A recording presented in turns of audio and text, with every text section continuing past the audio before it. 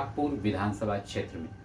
और जैसा कि लगातार हम संभावित प्रत्याशियों से आपकी मुलाकात करा रहे हैं, इस बार विपक्ष कांग्रेस से प्रबल दावेदार की सूची में जिनका नाम आता है, हम सीधा उनके पास ले जाते हैं। आप दर्शकों से आग्रह है कि आपके प्रश्न भी कोई इस सुहागपुर विधानसभा से संबंधित हो तो कमेंट बॉक्स में लिखना न भूलें। सबसे पहले बहुत बहुत स्वागत है। एक परिचय आपका हमारे दर्शकों। मैं पुष्पराज सिंह, ग्राम ओखेड़ी कला और लगभग 20 वर्षों से सकल राजनीति में जी इस विधानसभा में सक्रिय। बहुत बहुत स्वागत है आपका।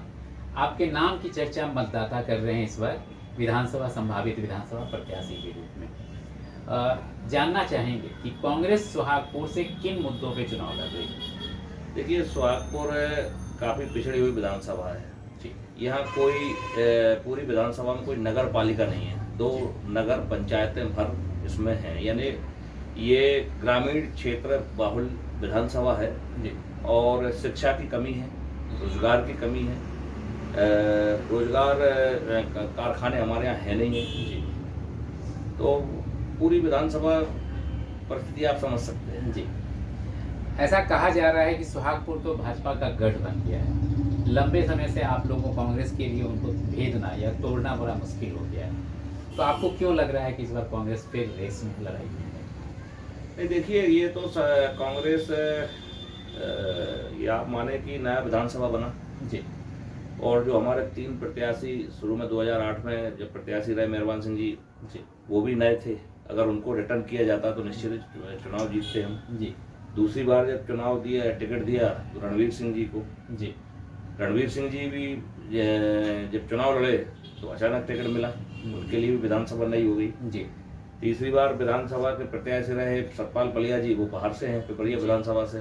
उन्हें पिपरिया सुहागपुर विधानसभा का जी चुनाव 4 दिन पहले टिकट मिली तो वो भी सुहागपुर को नहीं समझ पाए। और मैं समझता हूँ कि जिनको भी टिकट मिली उनको पहले से अवगत अगर करा दिया जाता 6 महीने पहले से, तो निश्चित है कि लोकल का विधायक हम बना लेते जी।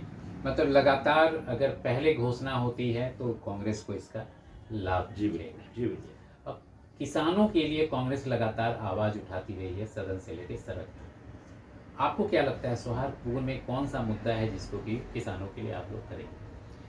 देखिए, किसानों के लिए मुद्दे मैंने कई बार, मैं तो किसानों की ही लड़ाई लड़ता हूँ। एक महीने जेल भी अगर मैं रहकर आया तो केवल किसानों के मुद्दे के लिए लड़ा।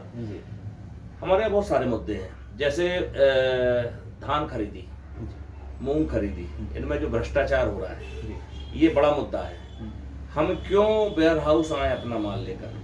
कांग्रेस ने मंडियां बनाई क्यों बनाई? मंडी की मूल आत्मा ये थी कि जो सीमांत किसान है, जो साधनहीन किसान है, उसका माल भी बड़े किसानों के बराबर उसी स्तर से बिके, उसके लिए हमने मंडियां बनाई जी। सबका माल एक साथ रखो, सबका एक साथ बोली लगे, वो बेचा बिचौलिए उस गरीब किसान का माल, उस गरीब किसान मजदूर का माल अपने औने पौने भाव पर न खरीद, इसलिए हमने मंडियां बनाई जी। उनको ताकत दी, उनको व्यवस्था दी।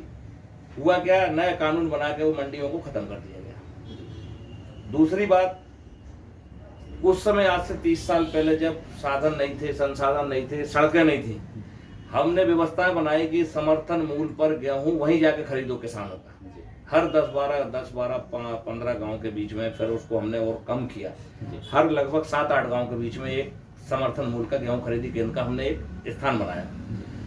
भारतीय जनता पार्टी 18 सालों से सरकार में है, बहुत सारी जगह उन्होंने सड़कें बना दी तो आपको माल और अंदर तक के किसानों का लेना था। आप उनको ये बोल रहे हैं कि आप वेयर हाउस आइए। किसान को परिवहन का 1 रुपया नहीं मिलता, लेकिन समर्थन के मूल्य के जो गेहूं खरीदी केंद्र है वहां से अगर शासन अनाज उठाएगा तो उसका प्रति किलोमीटर को गवर्नमेंट उनको पैसा देगा जी। तो नुकसान किसको? किसान को। क्या किसान को आप परिवहन का दे रहे हैं? फिर 15-15 दिन हम लोग वहां पड़े रहते हैं सोसाइटियों में और वेयर हाउस केंद्रों में जो दलाली होती है, पूरा मध्य प्रदेश उससे वाकिफ है और हम लोग तो वाकिफ हैं क्योंकि हम लड़ाई लड़ते रहे। अभी हमारे 2 साथी जिन पर अभी पुलिस का केस दर्ज है, बेचारे फरार है, राजकुमार रघुवंशी और गिरधारी रघुवंशी। क्या कर रहे थे? किसानों की लड़ाई कर रहे थे। भारतीय जनता पार्टी के लोग दलाली करें तो कोई दिक्कत नहीं, हम अगर ये पूछने पहुंच जाए कि भाई आप भ्रष्टाचार क्यों हो रहा, तो हम पे FIR दर्ज होती है। जी। चलिए, किसानों के लिए आप तो लड़ाई लड़ रहे हैं, लेकिन इस सोहागपुर विधानसभा में अगर आप सदन में जाते हैं तो कौन सा पहला मुद्दा होगा जो आप उठाएंगे सदन में, क्या मांग करेंगे आप? जी, अभी तो सदन तक पहुंचने में 1 साल है। जी। बाकी जनता ने अगर पहले पार्टी मौका दे जी।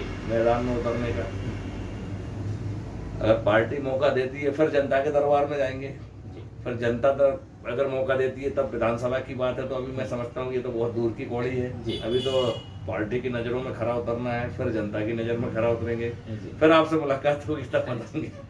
तब बताएंगे जब आप सुन रहे हैं कांग्रेस के प्रबल दावेदार संभावित उम्मीदवार, लंबे समय से राजनीति में 20 वर्षों से, आप अगर कोई प्रश्न करना, अंत में हमारे दर्शकों को और आपके सोहागपुर के मतदाताओं से क्या कुछ अपील करना चाहते हैं? नहीं, अपील उन्हें सब मालूम है साहब। देखिए, और मैं तो निवेदन ये करूंगा कि आपसे जब कोई प्रश्न कोई भी पूछे, तो निष्पक्ष रूप से आपका जो भी प्रत्याशी है, जरूरी नहीं है कि मुझे, मैं अगर आपसे कह रहा हूँ तो मुझे ही, अगर आपको लगता है कि मैं उम्मीदवार हो सकता हूँ, आपकी नज़रों में आपका नेतृत्व करने में सक्षम हूँ, तो निश्चित ही आप मेरा नाम दें। आपको लगे कोई और है तो निश्चित दीजिए, ये तो आपके बल उसके ऊपर है। पर जो लगातार आपके लिए काम कर रहा है, आपके क्षेत्र में किसानों की जो लड़ाई लड़ रहा है, जो मजदूरों की लड़ाई लड़ रहा है, जो युवाओं की लड़ाई लड़ रहा है, जो खिलाड़ियों की लड़ाई लड़ रहा है, तो जो आपकी नज़र में है, अगर हम लगता है कि हम हैं, तो निश्चित मैं अनुरोध करूंगा आपसे कि जो भी आपसे पूछने आए उनको लिए आप नाम बढ़ाएं। जी, बहुत बहुत धन्यवाद, आभार सत्याकलन से विचार साझा करने के लिए और आने वाले कार्यकाल के लिए बहुत सारी शुभकामनाएं। आप दर्शकों का भी आभार हमसे जुड़े रहने के लिए। अगर प्रश्न हो तो निश्चित कमेंट बॉक्स में लिखें। धन्यवाद।